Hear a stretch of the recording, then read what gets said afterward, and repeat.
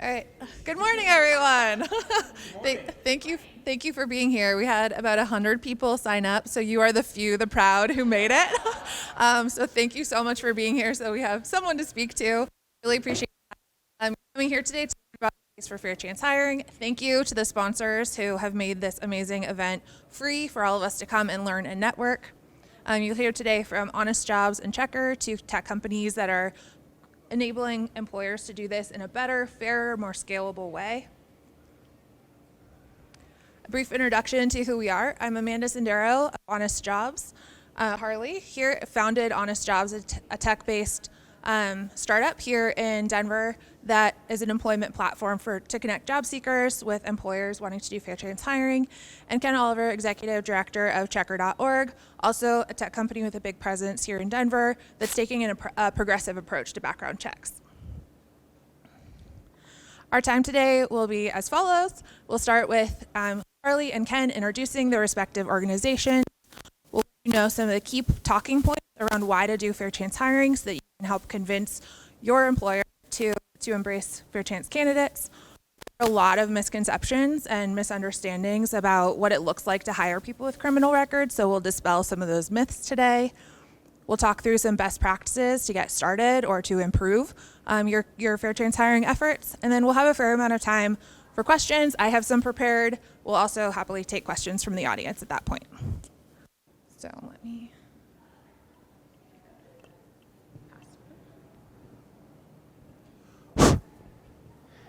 So just so you know, the mics don't actually work, but they are feeding into the camera. So that's why we're talking into mics that don't make any noise. Got you.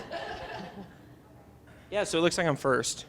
I'm not going to be able to read the words off this exactly, but I'll hit the high points here. Honest Jobs was founded in 2018.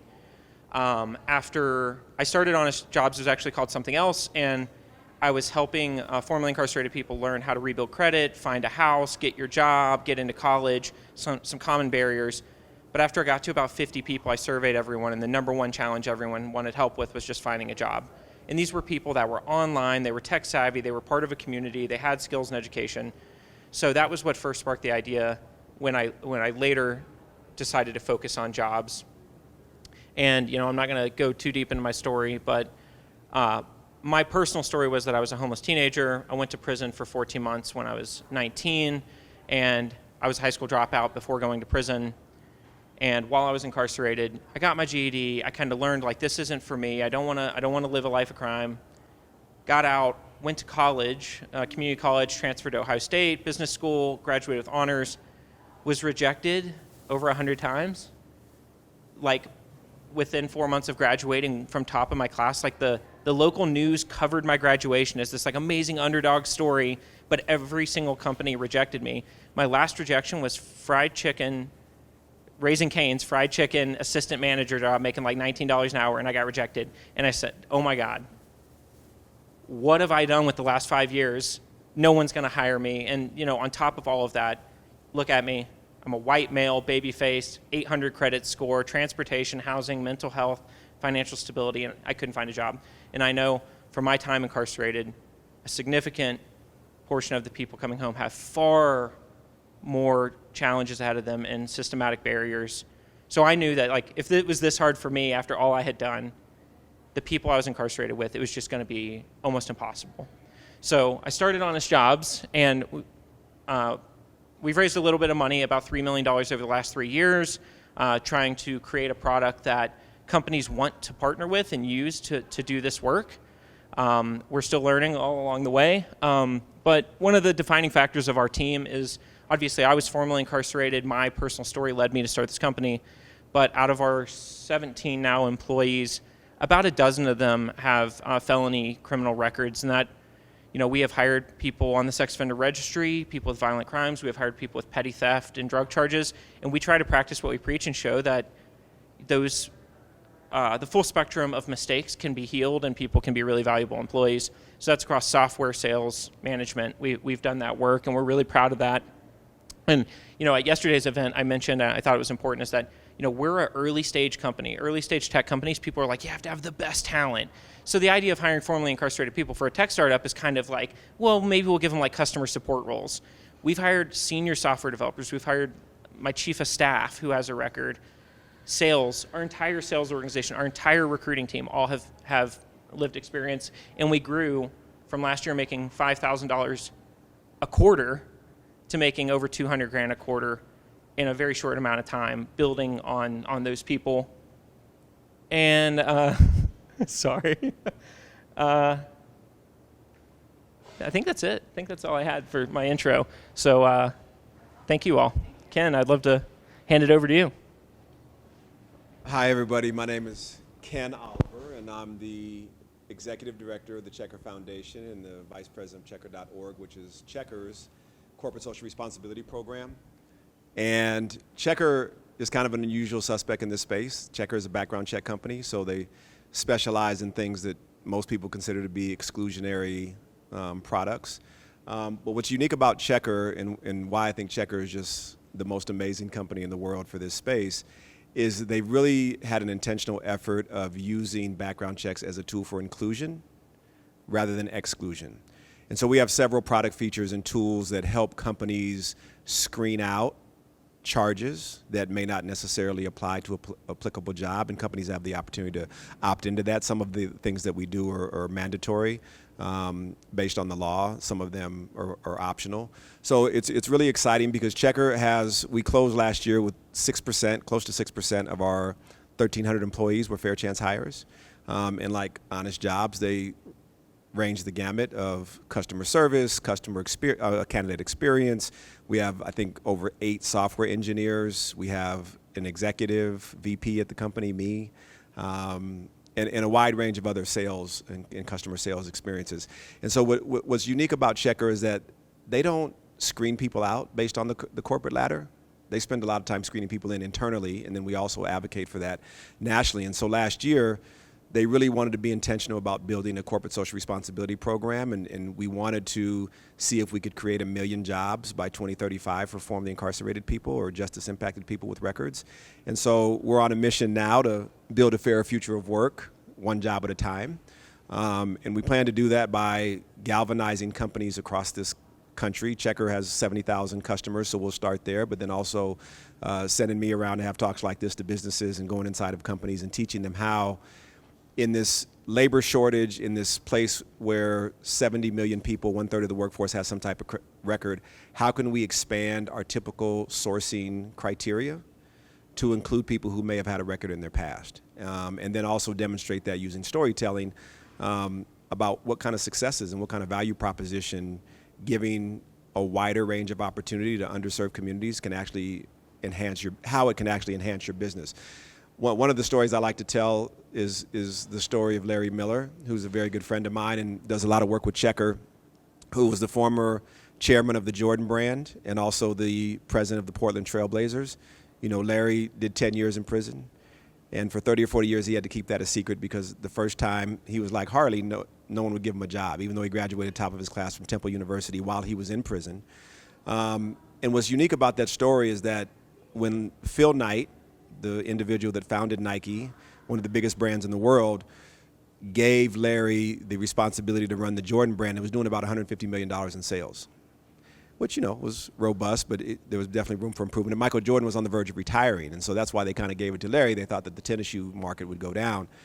And within a short period of time, Larry took that to almost $4 billion, using mostly what's his life experience from West Philadelphia. He brought in Mary J. Blige, a hip-hop artist, to kind of do commercials and create a branding campaign. He brought in people like Derek Jeter, the baseball player, Roy Jones Jr., the boxer, and really appealed to street culture, the black community, and as a result, turned the Jordan brand into this mega, mega, mega brand. So much so that Paul Allen, the founder of Microsoft, another, quadrillionaire, called him up one day and asked him to become the president of the Portland Trail Blazers. So I like to tell Larry's story because it shows the power of the value when someone's given an opportunity. Larry is one of many of us, right? He's certainly not an anomaly. He's a great story. His story is an anomaly, but there are tens of thousands of men and women in prison across the United States who, if they were given an opportunity to play in a different sandbox, an opportunity to thrive and be cultivated, they could be the next Larry Miller, the next Harley Blakeman, the next Ken Oliver, the next Ashley Gaddis, whoever, right? So I just wanted to flag that and give that as my introduction.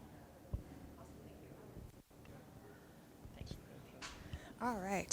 So this hopefully gives you some context as you hear from us throughout the presentation for where we're coming from, what parts of these challenges we're trying to solve. So I promised you some talking points about why fair chance hiring. If you think about the main talent challenges that you're probably hearing within your organization from peers at other organizations, it's getting enough applicants, getting enough qualified applicants coming to us, retaining people, keeping the talent once they're through the door, making sure they're engaged. And then DEI. We know a lot of companies are making this a priority and haven't made the progress that they want to. So starting with number one, massive talent pool, and Ken alluded to some of these really shocking statistics. 19 million Americans have a felony. So that's about 12% of the workforce. This is not a niche or monolithic group. 1 in 3 people has something that pops on their background check, and that's part of why it's so important to work with a company like Checker to determine what you even want to see. Because a lot of bias creeps in when you can see things, even if rationally you know they're not relevant for this person or this role. The second one around retention and productivity. Studies show, we hear from employers that people, when they are given a chance, stay longer, are more engaged, are so grateful for the opportunity to prove themselves and contribute and be paid for the value that they can provide, that they stay with you for longer, while being just as productive, if not more productive, than their non-justice involved counterparts. And then diversity and equity. Most companies are trying to get more people of color, more LGBT people, more veterans, more people with disabilities. All of those groups are disproportionately likely to have a record. And so unless you're intentionally including and filtering in people, you're going to have a really hard time making movement on these metrics. And it's not disproportionate by a little bit. You can see these statistics around likelihood of serving time in prison.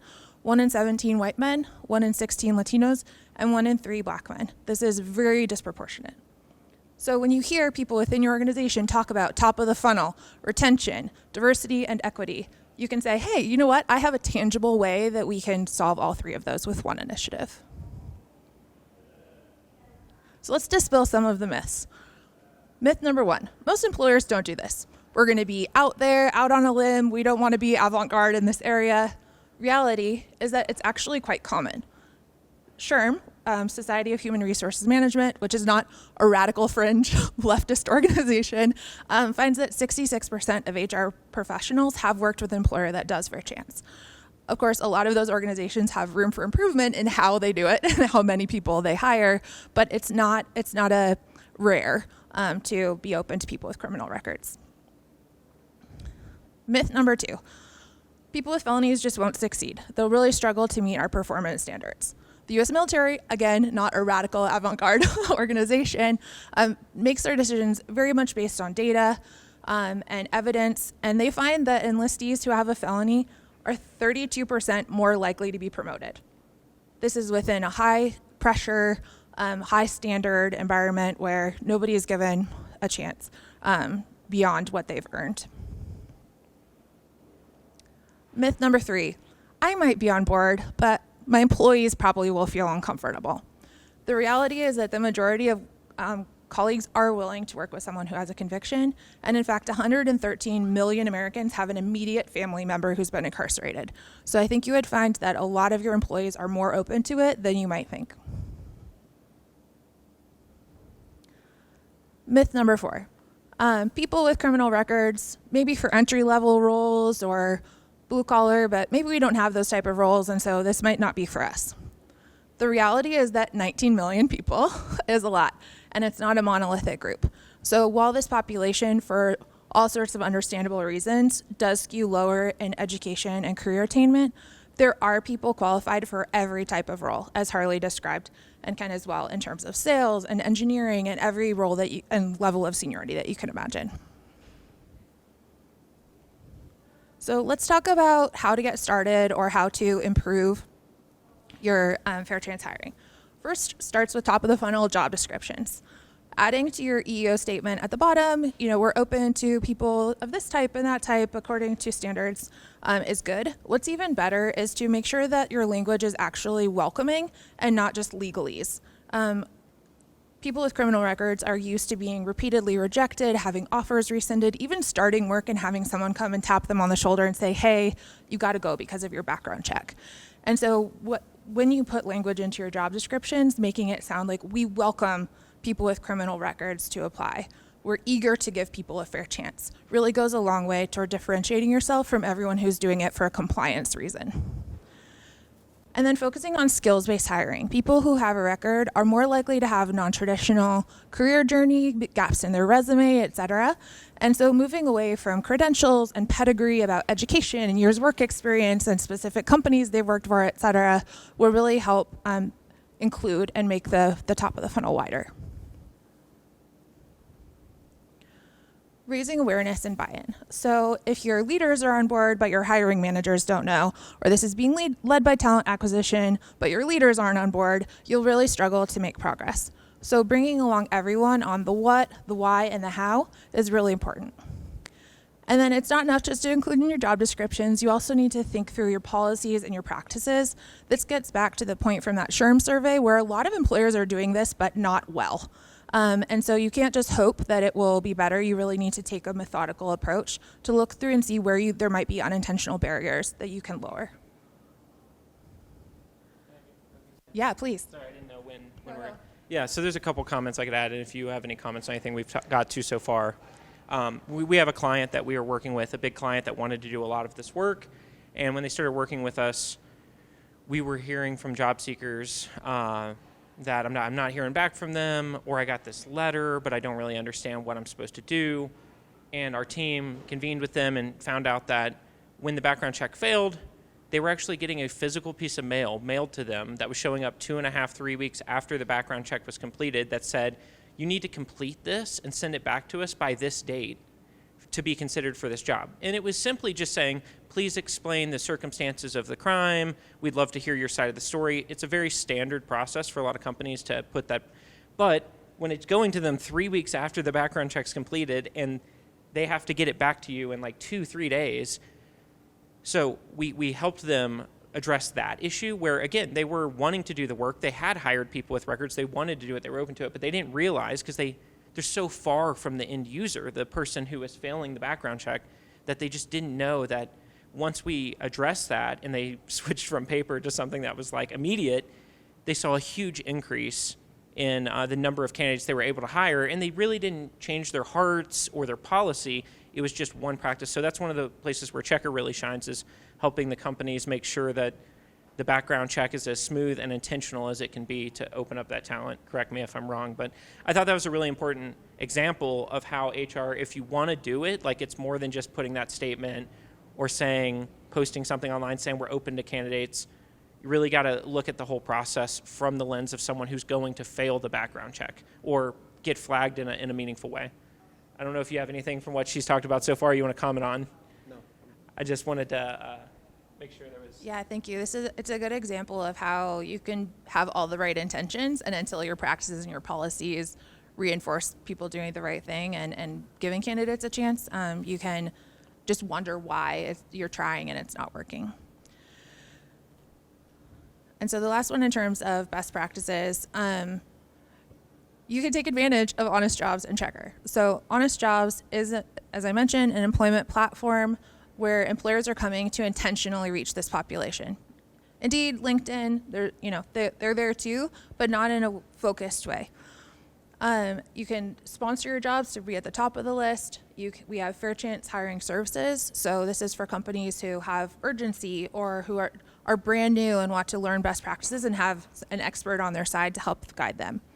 And then Checkr, we've mentioned a couple of the important features and functionality. One of the big ones, of course, is deciding what you want to see, so that if it's not relevant, you don't even see it.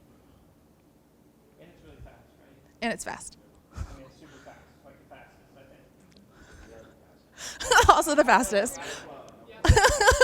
This is the plug slide. Also. Background check company to use, even if this isn't the specific reason. I think it's still leading the way in speed. So. Okay, awesome. So we're going to switch over to some Q&A with our panelists. If you could each take one. And first question is, what is fair chance? And is it different than second chance? You want to take it? Go ahead. I mean, fair chance is basically nomenclature of the industry. And it's the same thing as second chance, but really it just means you're providing opportunity to someone who may have been just as impacted. I mean, my hope and dream is that we even get away from using second or fair chance, and we just call everybody who are underserved like opportunity talent, because there's so many different people who deserve an opportunity who haven't been provided an opportunity. And when you start putting people into buckets of status, we actually sometimes can defeat what we're trying to eliminate, which is naturalization of something. And so, fair chance is the current term that most people use, second chance if you're on the East Coast, but they mean the same thing, right? And that just means giving someone an opportunity who may have had a record or been formerly incarcerated. Yeah, absolutely right. I didn't know there was the East Coast, West Coast thing. I'm in Ohio, so I'm in the middle of nowhere. I don't really matter. But yeah, we've gone back and forth a couple times as I got to learn like the people in the industry. So I came in as someone who like lived the problem, but I wasn't an insider in tech. I wasn't an insider in venture capital. I wasn't even an insider in reentry, nonprofits, government work. I knew nothing. So I was like, fair chance. And then people told me, no, you need to do second chance. I went second chance. Then I went back to fair chance. Point being is it's all the same. I think what people care about is, as Ken said, is just making sure that, I think to your point, that would be a great world. The one challenge is when you're trying to talk to people about this specific problem, if you say opportunity talent, then they're like, you mean, what are we talking about here? DE&I, are we talking about? So when you're trying to hammer down this specific topic, we use fair chance. Sometimes in my online stuff, I'll even say fair chance / second chance, because it isn't an issue that should matter, but it is one where there's a little bit of divide. I think the biggest reason to call it second chance or fair chance is just that understanding this population, most of the time, I'd say 9 times out of 10, came from trauma, they came from extreme challenges, often at a very young age when they really, coming home from prison at 20 years old, it's hard to say they really ever had a chance. So it doesn't matter if you call it second chance or fair chance, but understanding just the concept that these people need an opportunity because maybe they'd never had one and they're starting from such a disadvantage. And that's why that loyalty we talked about is so critical. And I would argue that you get more and more loyalty the higher paying and the higher skill the job is, right? If someone has a engineering degree and you give them a job in engineering after 10 years of, they're like, I can't believe I got a job as an engineer instead of a janitor. There's an extreme loyalty that can come with that. So just wanted to call that out. And this wasn't on the slides, but really important in terms of best practices for fair chance or second chance hiring is the concept of nature, time, nature. This is the nature of the conduct, not just the crimes. That's why it's so important to understand, like even the same charge can have wildly different context and actual conduct by the person. So nature of the conduct. Time since it happened. Something that happened last month is very different than something that happened 10 years ago. And then nature of the role. And so what you're looking for there is there overlap or conflict between the nature of the conduct and the nature of the role? So if it's a financial fraud crime, that might disqualify from someone from certain roles, but not for others. Next question is, when thinking about fair chance hiring, do you think is easier or harder for startups versus larger companies? Yeah, I'll say it's easier in the beginning because, when you're a small company, decisions are made rapidly. They're made from the hip. People have gut. When you get bigger, you have to have systems, right? You just have to, or else it's chaos if everyone's just making decisions from the hip on the fly. And, as a startup, this can be a really nice advantage is, we have interviewed people who I found out about their crime after I had decided to hire them. I didn't tell them I was going to hire them, but I was like, I want to hire this woman. Let's do the final interview. Let's get her on. Then I find out about the nature of her crime, and I realized she had multiple crimes over a 10-year period, 2 convictions of the same crime, and I did not want to put her in a position to where she might be feeling the opportunity or presented with the opportunity to make that mistake again. So that's me looking out for her, but also looking out for me, the risk to the company and my employees. I ended up hiring her because when you're a startup, you hire people based on like, you're a good fit for a culture, you're smart, you're talented, you're excited. Well, we're going to change everything. So everything is going to change. So let's just bring in good people. So I made that decision, but I ultimately had to find her a different job in the company. So I still hired her, but using that nature, time, nature, I was like, this is not smart. I want to look out for her and for us. In both of those situations, it's not a good idea to put her in this role. So even the most progressive people on this topic still need to understand that there is decisions to be made in a business about the risk that, of course there's insurance, but there's also just business people who they want to protect their employees. They want to protect their customers. So that's one of the benefits of being a startup. And the challenges of big companies, Ken, please chime in on that if you want to. But I think the challenges for big companies is getting buy-in and making sure the head's talking to the hand. We've worked with Fortune 50 companies, and it can take 2+ years, because some of these companies we haven't even gotten there yet, where stuff's not working the way they said it was going to, and we're iterating on it. So Ken, chime in if you have any stories to share of companies that you've worked with, especially bigger ones. Sure. Before I do that, I'd like to just double click on what Harley talked about with the nature time nature test. It's very important for all of us to understand that all of those criteria are subjective, right? The EEOC puts out guidelines. Those aren't things etched in stone. So I'd like to give just an example of what that means to a company like Checker, who has 1,400 employees. So we interviewed a gentleman who was a hedge fund manager. He was a black male, very successful, graduated from Cornell University, had never been in trouble, but then kind of had a Martha Stewart situation somewhere along the line and went to federal prison for 3 years. Checker hired him because of his financial acumen in our finance department. So even though the nature of his crime was relevant to the nature of his job that he was applying for, we didn't care because we recognized his talent. And we also recognize what it means to give somebody a second or a fair chance.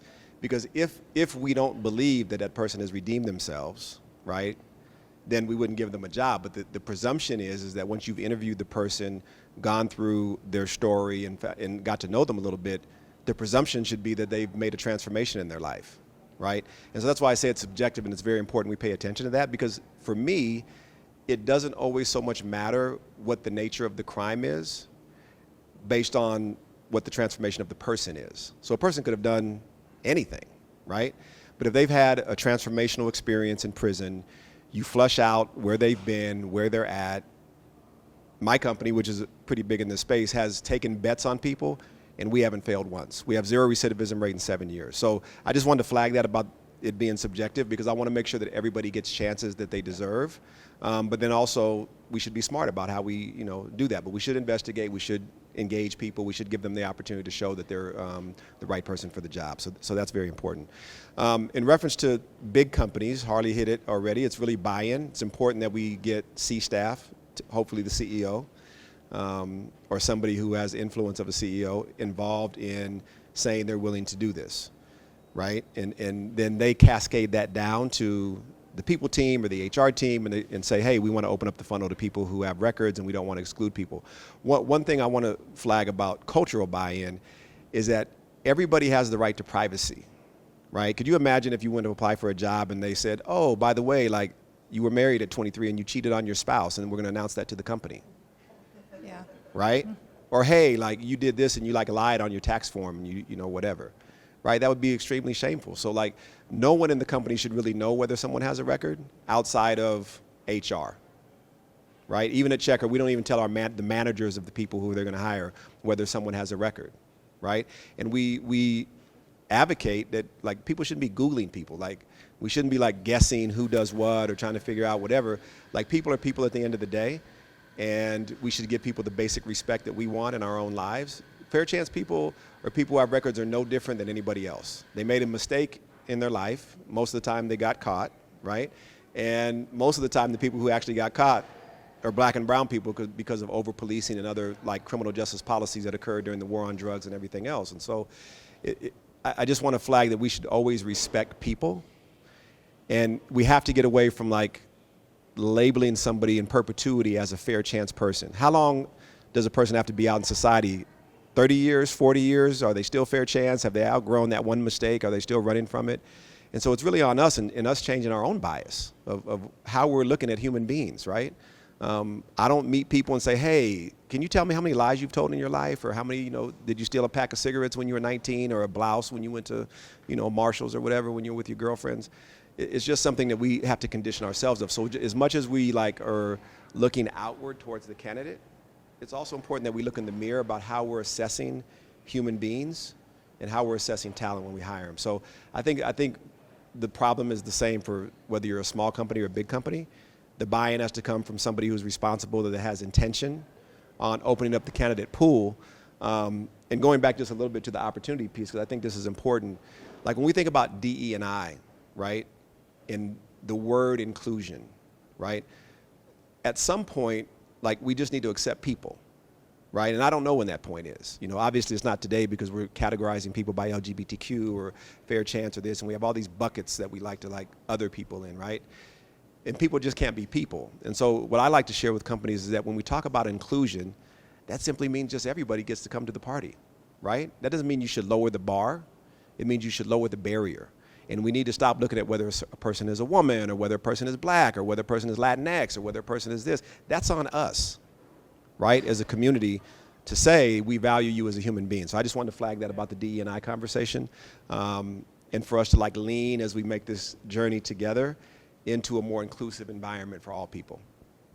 I want to add one thing, and you can keep that on this one actually. One of the things I've noticed that I try to call out is that when someone makes it to the final round interview and you choose them, and then a background check comes up later, and then you're like, oh, well, never mind.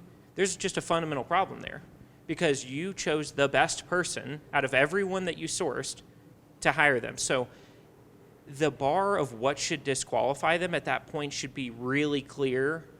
And to Ken's point, sometimes it's like, fuck, it's even a financial crime, and he applied for a finance job. What do we do? So even though the bar for checkers is super high, I'm sure they went through a process to make that decision, right? Sure. But what I'm saying is most companies, they just see that there's a felony and they just say, who's the next best candidate? And I'm talking about warehouse jobs, CDL jobs, not just in tech. And that's the fundamental problem is that when you picked the best candidate, the company's losing out and society and the community's losing out because there's just a misalignment there. So I have some more questions that I had planned, but would love to hear if anybody in the audience has one. Yes, please. For the sake of the recording. Well, we could repeat the questions too. So I feel like there's this core belief in individuals in society that people that commit crimes are bad, which then translates into businesses because businesses are kind of individuals too, right? So how do Checker and Honest Jobs work with the businesses that you do to change that core belief, basically? And then kind of adding on to that, how do you all prevent justice impacted individuals from being pigeonholed into those lower paying jobs? You both know I'm justice impacted myself, and I have a master's degree, and when I got out of prison, I worked in Goodwill sorting through donated clothes because they were the only people that would hire me. So how do you both combat both of those things with the companies you work with? Sure, I'll take that. Give me the first one more time. How do you dispel like the core beliefs? Got you. Okay. How do you dispel core beliefs? It's if I'm just being transparent, it's an American dilemma, right? We haven't dispelled beliefs about black Americans in this country. We haven't dispelled beliefs about women's reproductive rights in this country. We haven't dispelled gender equity pay in this country. There's so many different things that we haven't dispelled the myths of. And it's tough. It's hard work. It's narrative systems changing work, right? Sometimes that takes decades. In the case of some things, it takes centuries, right? That doesn't mean that we shouldn't do it. I think that what we have to do is educate employers. We have to educate the country. We have to educate policymakers about this very real problem of second-class citizenry that has existed. It's come over from King's England. This notion of civil death, right? 48,000 barriers that we've created in America today to stop people from getting housing or some type of job or occupational licensing or some form of social service, right? If we really are a nation of second chances, which I think that we are, because we've seen like all different types of famous people who get second, third, fourth, fifth, sixth chances, and then they go on to make a $50 million movie, right? And so I don't think that America is against second chances. I think that there's a stigma attached, and a lot of it, is racially undertoned in many ways. It makes it easier to exclude somebody, right? And so what I like to do is just tell stories to companies. I like to take companies into prisons. I like to have conversations with them to dispel some of those myths. And what happens is when they talk to somebody like Harley, or they talk to somebody like Ashley or Ken or Kenyatta at Slack, or any of the people who are doing successful things, they start to unwind the myths themselves. Because, unless I tell somebody, people don't guess that I did 24 years in prison.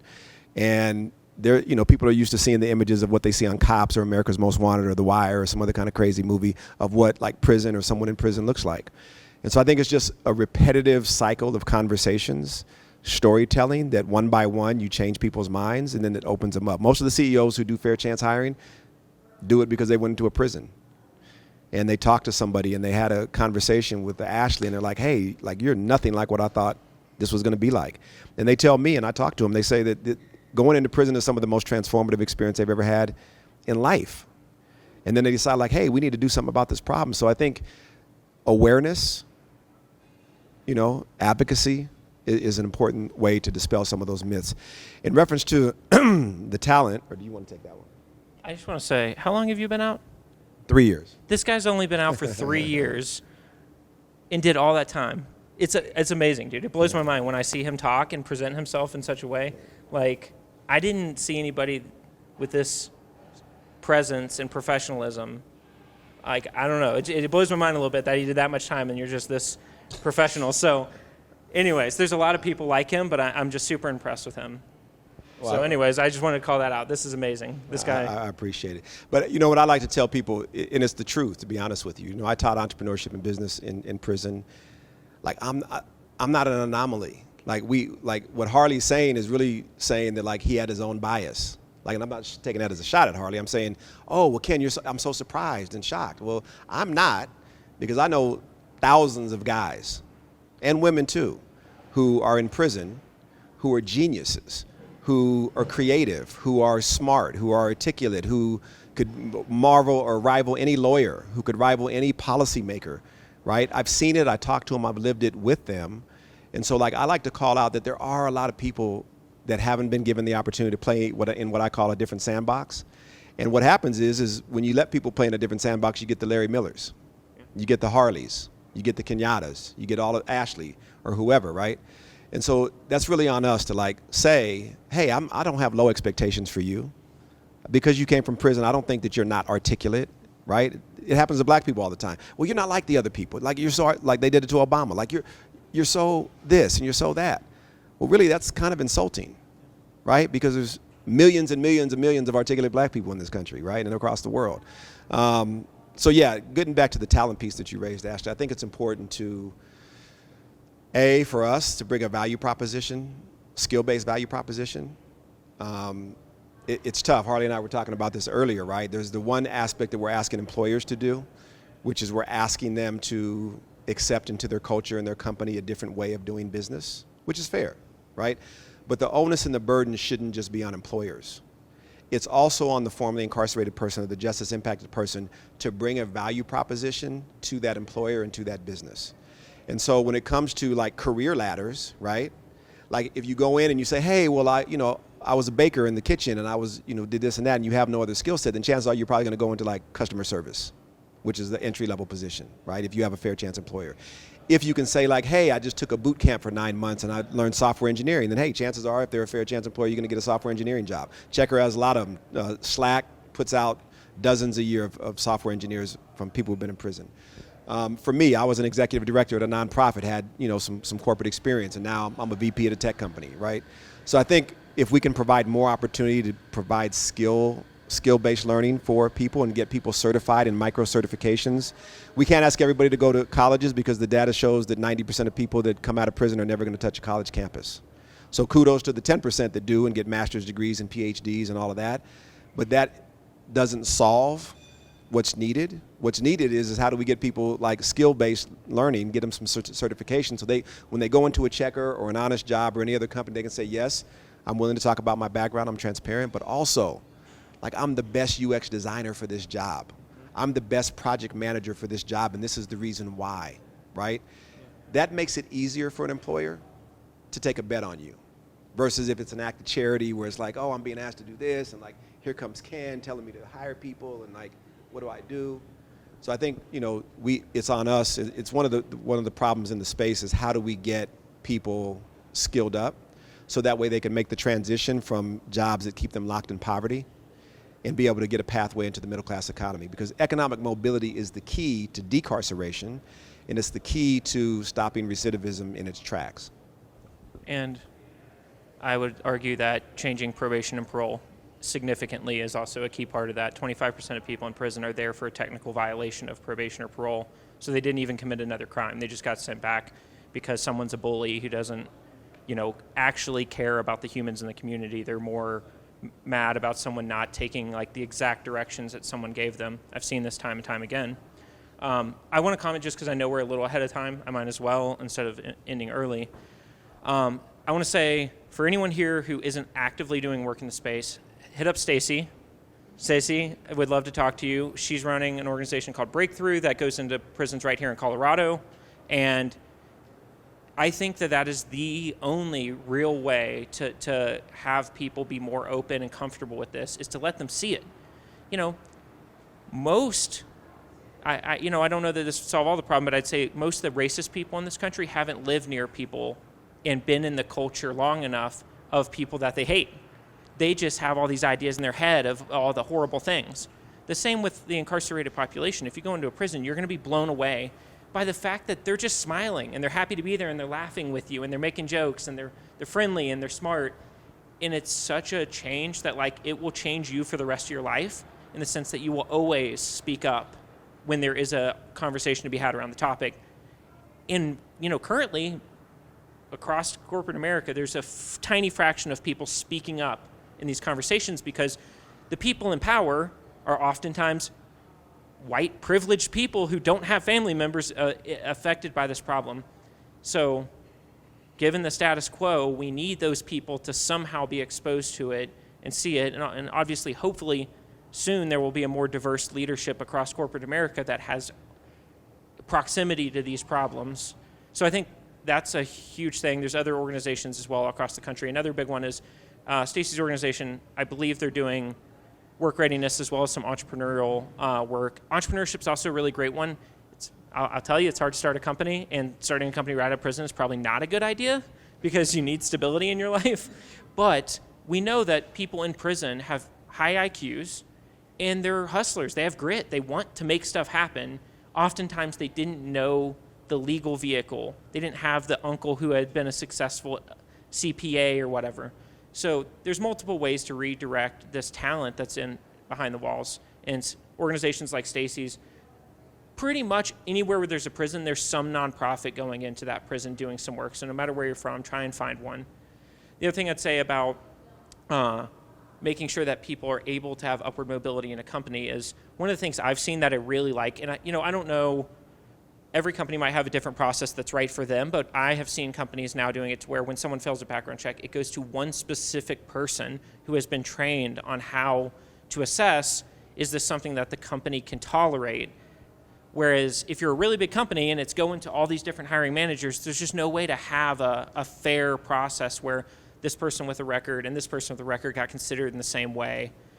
What I like about that is that IT department may not, or senior management may not be having as many instances where someone failed the background check as the entry-level jobs. So some people, it's a muscle. They know how to do it. They've been trained on it. Whereas if someone in senior software developer, hiring manager, someone fails a background check, they might not have that muscle yet of like, how do I do this in a fair way? So that's one of the things I really like. And then storytelling inside the organizations. It's much harder. We have companies that have been working with us for over a year, hiring dozens of people, but they have told us, please don't use our logo, please don't talk about it. They are not comfortable talking about it yet. Even though all the people in the company know about it, it's a brand, right? They've built billion-dollar brands, and they don't know how to do the calculus on what's the impact of this. Is our stock going to jump because now we're cool with the Gen Zs, or is our stock going to tank because part of our core customer base thinks that we're off the trails liberal or whatever, off the rails? I think that's something that companies are really struggling to work through, but my gut tells me that the companies are on the right side of history leaning into this. There's just a whole wave of people who think about this differently than, say, people who were living whenever the war on drugs began. You know, marijuana being legalized all across the country. Companies are starting to do it. One of our customers released a blog post highlighting, you know, they got permission from the person they hired, which is not best practice to publicize this stuff, but they wanted to get a sense of, like, do our employees value this? And they published a blog post telling the guy's story, the job he got, the work he's doing, and it was extremely well received. I mean, we got emails from tons of people in the company saying, we just love the work we're doing with you guys, thank you so much. So those things are really important. I just want to double click on Breakthrough. Check out Breakthrough. Other questions? Yes.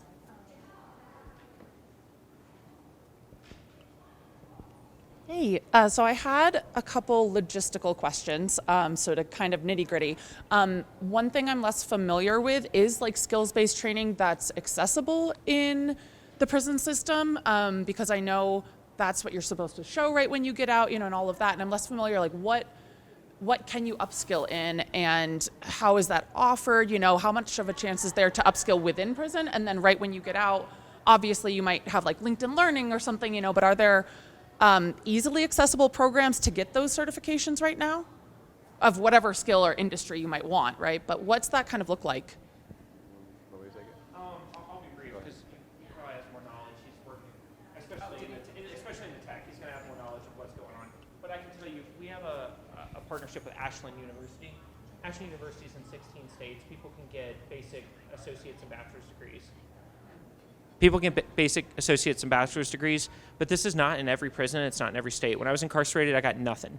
No computer lab. There was the library. So I read 60 books. And I tell employers about how I read 60 books. But there are tablets inside the prisons that oftentimes offer a variety of course training. But the hard part is real up-to-date skills, right? You can get the basic English degree or maybe even the business. You know, there are quite a bit of people coming home who said, I got my degree in prison. The problem is, you know, people then say, oh, well, you haven't used it or you didn't have any industry application.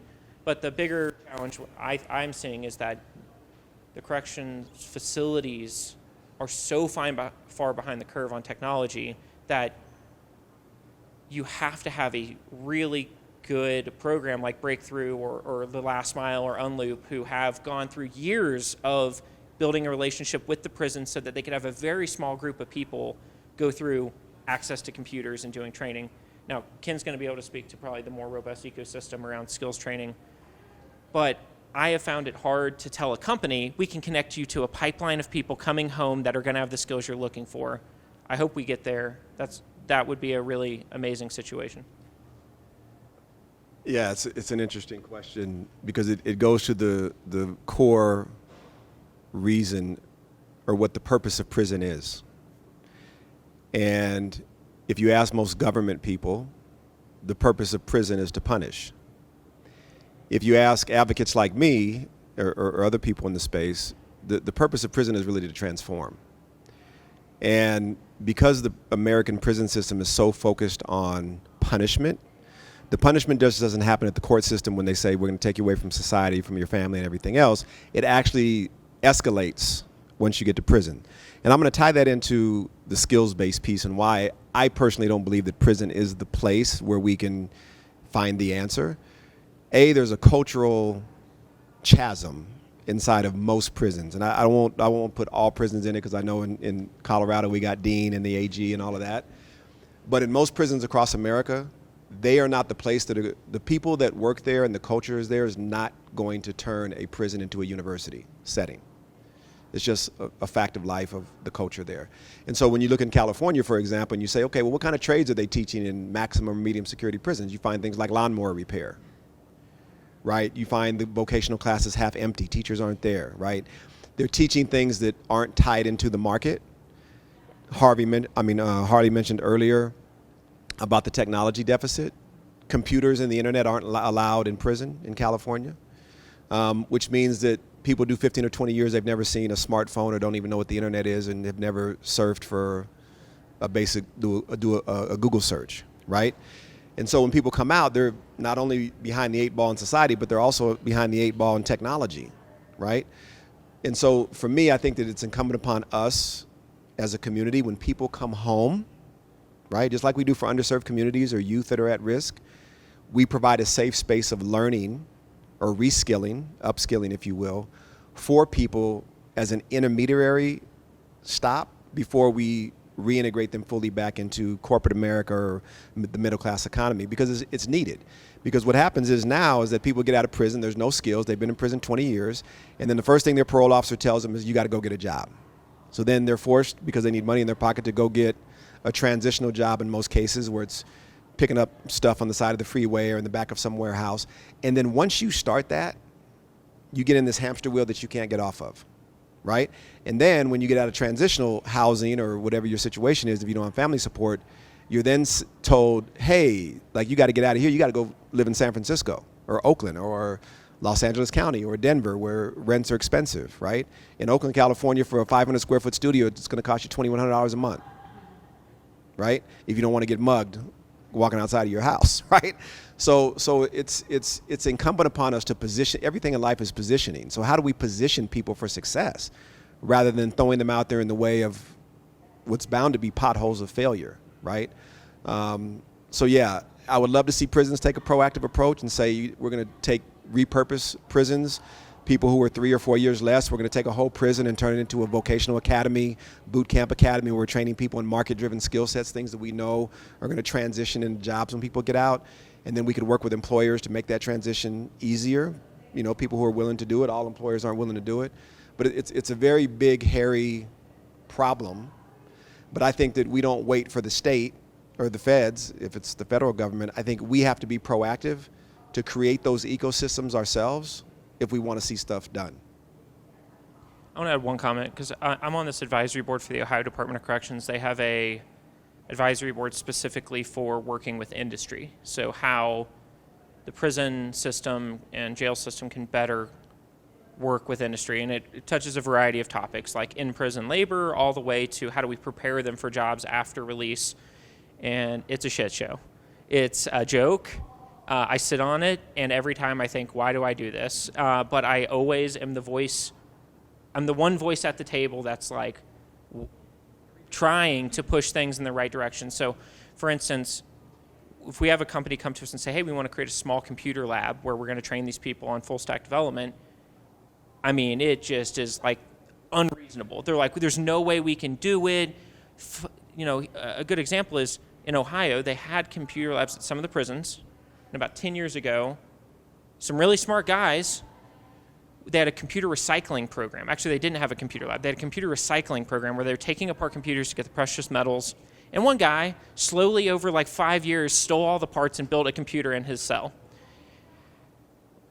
It really led to nothing, a minor blip in the grand scheme of things. But for that, they said we can't have any computers anywhere or internet, anything. So this is the risk tolerance of the DOC, is we would rather 77% of people come back to prison than have one person potentially have access to the internet. In my mind, that is a big part of the problem, is there isn't a calculated risk reward happening. It's just zero risk, right? Everything has a spectrum, and a society, I know, would be better off as a whole if we took more risk inside prisons. These people are coming home. What's the stat? 95% of people are coming home to our communities. And how are we better off if they come home completely disabled? Because we live in a world where you have to be, not only know how to use a phone, but you have to be fluent in this stuff to get a job. No one's going to hire you if you're like, oh, I just need some practice Googling to like figure out how to use my Gmail or figure out how to do this. So I'm upset about it. And we see companies come in who are like, we want to pay people $10 an hour to do like sheet metal stamping because we can't find employees during the pandemic, but we're paying $10 an hour. Well, what I see is the government subsidizing a company who can't survive. The market is putting them out of business because their product doesn't make them enough profit to pay their employees livable wages. And the government's saying, we'll expedite this one. Let's get you right in here next month. We're going to have inmates. We're going to teach them how to stamp. It's all, they position it as workforce training, but the reality is that no one wants that job on the outside, so much so that they can't find employees and that they're subsidizing it with this labor. So just reaffirming, I've seen it from the inside, that those conversations are exactly what Ken said, where they're just not going to do it. And if it happens, by the time they do it, we'll be living in the metaverse, and they'll be behind us there too. So. Could I just add something? Yeah, please.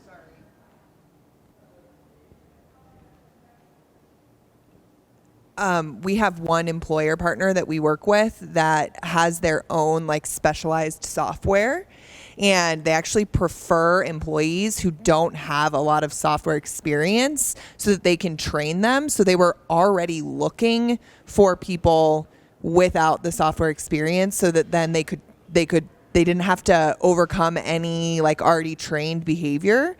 So my like the immediate thing that came up when you asked that question is if there's any positions within your companies where you're already investing in training for the employees, it's the same thing, right? They may not have exactly the specific technological skill set that you're looking for, but if you're already planning to train them in a specific program or system that you have, you're doing it anyway. Thank you. Any other questions from the audience? Yes, please. All right. Well, thank you for being here. One, two. Let's say an employer takes the jump and goes for the fair share, second chance in hiring. What tools, training, resources are available to the employer after a member is hired or a group of members are hired? And so supervisory training, things like that, so they are treated equitably. They are given that fair chance once they are hired.